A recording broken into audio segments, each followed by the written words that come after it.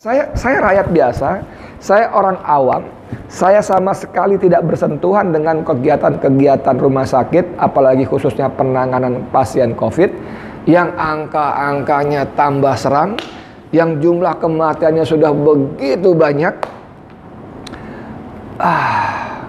Baca berita ini, sedih. Mungkin kesal juga kali ya, kesal juga barangkali. Keselnya pertama, dipangkas 50% gitu.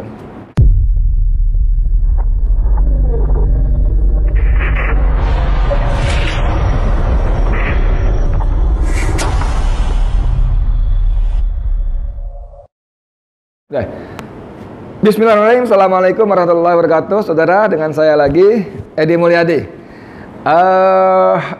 Saya baca berita ini perasaannya gimana ya?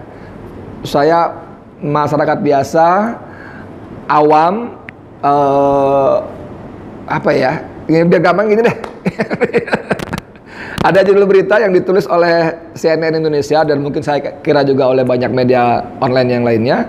Sri Mulyani pangkas insentif nakes tangani COVID-19. Wah, ini berita saya baca aja ngenes. Tahu ngenes nggak ya? Bahasa Jawa ngenes itu artinya apa ya?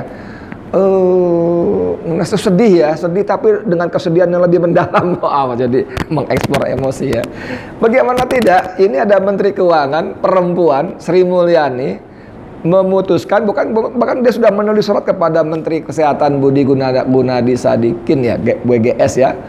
Itu dia memangkas insentif tenaga kerja kesehatan yang menangani COVID-19. Padahal kita tahu jumlah angka positif COVID sudah 1 juta lebih. Yang sehari sebelumnya Presiden dengan bangga mengatakan kita bersyukur bisa mengendalikan, menangani masalah COVID dan dampaknya terhadap ekonomi.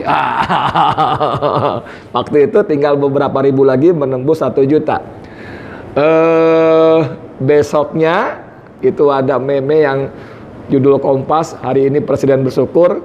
Yang kedua, hari kedua, besoknya judulnya waktu itu ya, Presiden berduka cita atau apa. Tapi begitu kita baca beritanya pun itu ternyata bukan keluar dari mulut Joko Widodo, melainkan kata Budi Menkes yang katanya Presiden titip pesan bla bla bla bla, yang intinya Presiden ikut berduka. Gimana ya? Saya nggak tahu, saya lupa, belum sempat update lagi berapa angka kematian tenaga kesehatan, dokter, perawat dan sebagainya akibat COVID ini. Jumlahnya udah banyak. Dan insentif yang dikeluarkan pemerintah pada nakes ini, tenaga kesehatan ini juga tidak segera, gitu ya. Tidak segera ketika wabah menggila, tidak segera ada keputusan ketika sejumlah tenaga kesehatan, dokter, perawat dan lainnya bertumbangan gugur sebagai orang-orang yang menangani COVID di garda depan. Baru setelah ada bunyi-bunyi protes-protes segala macam, baru ada seperti itu. Nah, ini saya bacakan nih beritanya begini. Pemerintah akan memangkas besaran insentif bagi tenaga kesehatan yang menangani COVID-19. Pemangkasan itu diketahui dari surat tertanggal 1 Februari 2021 yang dikirimkan Menteri Keuangan Sri Mulyani kepada Menteri Kesehatan Budi Gunadi Sadikin yang diunggah pemilik akun Twitter @asaiibrahim. Dalam surat bertitel permohonan perpanjangan pembayaran insentif bulanan dan santunan bagi tenaga kesehatan dan program pendidikan dokter spesialis yang menangani COVID-19 itu, insentif yang diberikan kepada tenaga kesehatan sebagai berikut. 1. Dokter spesialis ditetapkan sebesar 7,5 juta dari sebelumnya 15 juta sebulan. Turun 50%. 2. Dokter umum dan dokter gigi sebesar 5 juta dari sebelumnya 10 juta. 3. Bidan dan perawat 3,5 juta dari sebelumnya 7,5 juta. Menjadi 3,75 juta. Jadi memang turunnya 50%. Santunan kematian, nah ini tetap 300 juta. Ya. Nah, saudara sekalian, saya tadi ulangi, saya rakyat biasa, saya orang awam, saya sama sekali tidak bersentuhan dengan kegiatan-kegiatan rumah sakit, apalagi khususnya penanganan pasien COVID, yang angka-angkanya tambah seram, yang jumlah kematiannya sudah begitu banyak. Baca berita ini, sedih. Mungkin kesal juga kali ya, kesal juga barangkali. Kesalnya pertama, dipangkas 50% gitu. Saya nggak tahu, tapi sangat dapat diduga Sri Mulyani melakukan ini mungkin dengan dalih penghematan. Anda tahu kan bagaimana keuangan negara kita babak belur banget ya. Nah ini mungkin dengan dalih ini dia ingin melakukan penghematan. Tapi yang saya mau bilang saudara sekalian, itu pada saat yang sama dan jauh sebelum itu bahkan Sri Mulyani tidak bergeming. Salah ya, Sri Mulyani bergeming. Nah, ini suka salah kaprah. Bergeming itu artinya tidak bergerak. Kita suka mengatakan tidak bergeming, padahal kalau tidak bergeming berarti bergerak. Sri Mulyani bergeming, kekeh, kukuh dalam kepatuhannya membayar utang, cicilan pokok dan bunga. Itu manusia satu ini, perempuan satu ini, pejuang neolib yang gagah, berani dan gigih ini tidak pernah mengurangi, mengutak-ngatik anggaran APBN untuk bayar utang. No, tidak pernah. Kemarin akhir Januari terbongkar bahwa untuk tahun ini pemerintah menganggarkan pembayaran bunga utang. Bunga utang saja, bunganya saja 301 juta. 301 triliun maksud saya. 301 triliun saudara. Dia tidak kotak-atik, dia penuhi, dia patuhi.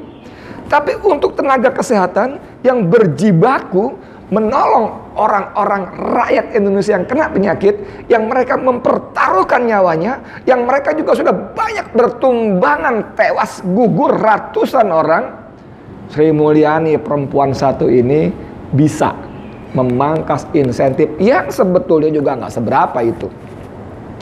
Dia bisa tuh pangkas 50%. Sri, saya mau ngomong apa ya? Menteri Keuangan yang katanya Menteri Keuangan terbaik ini cuma bisanya mangkas-mangkas untuk rakyatnya sendiri, ya, bikin utang ribuan triliun dengan bunga sangat tinggi. Tapi untuk bayar utang yang jelas untuk orang lain, untuk bilateral, multilateral, untuk para pemegang bond, surat utang negara, enggak. Dan jumlah 301 triliun itu hanya untuk bunga. Kalau di APBN kita susah tuh cari tuh berapa cicilannya, anggarannya, karena mereka pakai nama lain, pakai nomenklatur lain. Tapi saya inginkan saja bahwa tahun 2019 itu pemerintah kita bayar bunga, cicilan, pokok utang luar negeri kita jumlahnya 824 triliun rupiah. Gila bos, itu hampir 30% dari APBN kita. Jadi manusia pejuang neolib ini betul-betul saya ingin mengatakan tidak punya hati. Sorry ya Sri, sorry banget Sri, sorry saya ngomong ini. Nggak punya hati. Untuk rakyatnya dia potong subsidi, untuk rakyatnya dia pangkas insentif untuk tenaga kerja kesehatan. Tapi untuk majikannya, orang-orang asing yang disebut investor itu, dia patuh.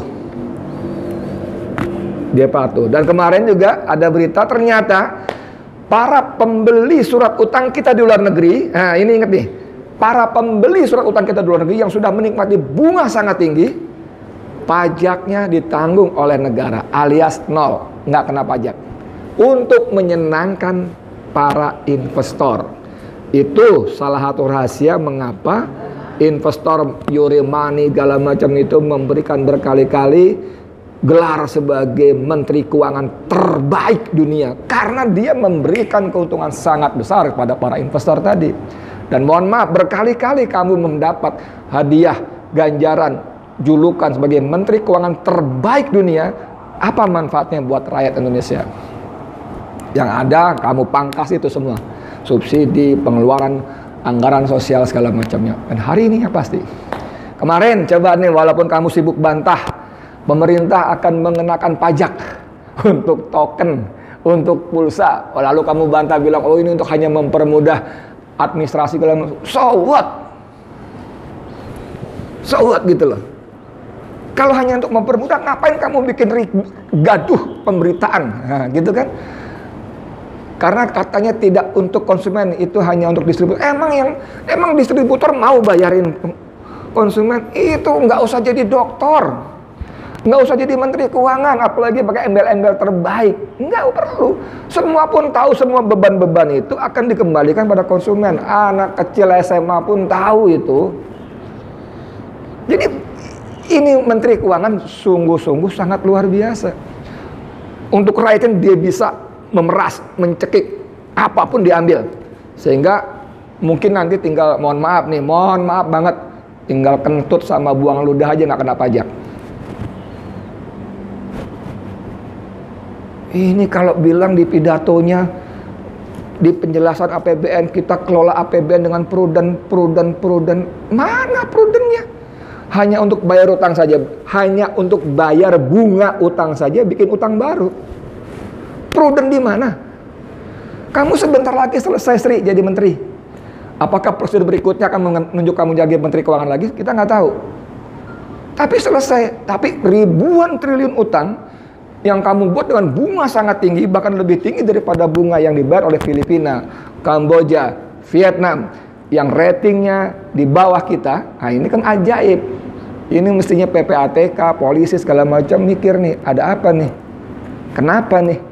Vietnam, Kamboja, Filipina, apalagi itu rating surat utangnya di bawah Indonesia, tapi kita membayar bunga utang sampai 2% di atas mereka.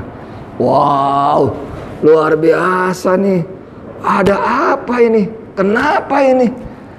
Apakah begitu cara Menteri Keuangan terbaik memberikan bunga lebih besar sehingga membebani rakyatnya, membebani APBN-nya? Jadi kembali ke soal ini tadi, siapapun kalian yang diberikan amanat sebagai pejabat publik, tenaga kesehatan ini berjibaku, mempertaruhkan nyawanya, terlepas dari COVID-19, corona segala macam ini, konspirasi apa segala macam, terlepas, monggo. Terlepas dari ini upaya di belakangnya para oligarki dunia, katakanlah gitu, mencoba menjual vaksin yang nilainya triliunan dolar, terlepas, monggo, silakan, terlepas itu semua. Tapi fakta di depan mata ada ratusan tenaga kesehatan tumbang, tewas, gugur. Fakta di depan mata adalah mereka berjibaku, bertemu, melayani, mengurusi gitu ya, berusaha mengobati pasien COVID dengan dedikasi yang luar biasa, berpakaian lengkap yang itu juga membahayakan dia, bukan cuma dari ancaman virus yang menyebar, tapi juga oksigen yang terus menerus yang dia hisap itu termasuk karbon dioksida juga, itu membuat antara mereka lemah dan bertumbangan. Ini fakta. Kamu buka matamu, Menteri Keuangan, terbalik dunia, buka mata. Kalau untuk ini dengan dalih menghemat anggaran, memangkas, kenapa untuk keperluan-keperluan yang sama sekali tidak menyangkut kepentingan hajat rakyatmu, kamu begitu bisa patuh bayar bunga, cicilan, pokok ratusan triliun, lalu untuk memegang surat utang yang dijual di luar negeri, mereka sudah dapat bunga super tinggi, mereka juga bebas pajak yang ditanggung oleh pemerintah, tanggung oleh rakyat. Mas Jokowi, Presiden Republik Indonesia, Mas Jokowi, Saya mau ngomong, mau lapor. Menteri Keuangan sampean ini ampun deh, cuma bisa bikin utang, jualan, mangkas anggaran. Aduh, saya nggak minta dia diganti, enggak, tapi kasih tahu dong, nasehatin dong. Kita ini ngomong gitu kurang lebih ya, kita ini loh Mbak Sri, kita ini sebagai pejabat publik digaji oleh rakyat, dibayari oleh rakyat lewat APBN, gaji kita, fasilitas kita, mobil kita, bensin kita, listrik kita, semua kita itu dibayari oleh rakyat lewat APBN loh Mbak Sri. Please, Mbok kerja untuk kepentingan rakyat yang jelas-jelas ada di depan mata kita. Ini amanat konstitusi loh Mbak Sri. Gitulah kurang lebih Mas Jokowi, kasih tahu dia ya. Udah. Dan khusus Sri Mulyani, saya minta ini benar-benar dibatalkan. Mau dalih dengan apapun juga batalkan. Mau ini belum kita putuskan kok, baru surat-surat nama Menkes, batalkan. Ya, maksud saya kalau Menteri Keuangan masih punya nurani. Maksud saya kalau Menteri Keuangan masih punya hati. Maksud saya kalau Menteri Keuangan masih bekerja untuk rakyat Indonesia. Khususnya dalam konteks ini untuk para tenaga kesehatan. Oke, sekian dari saya. Terima kasih Edi Mulyadi untuk Forum News Network FNN. Assalamualaikum warahmatullahi wabarakatuh.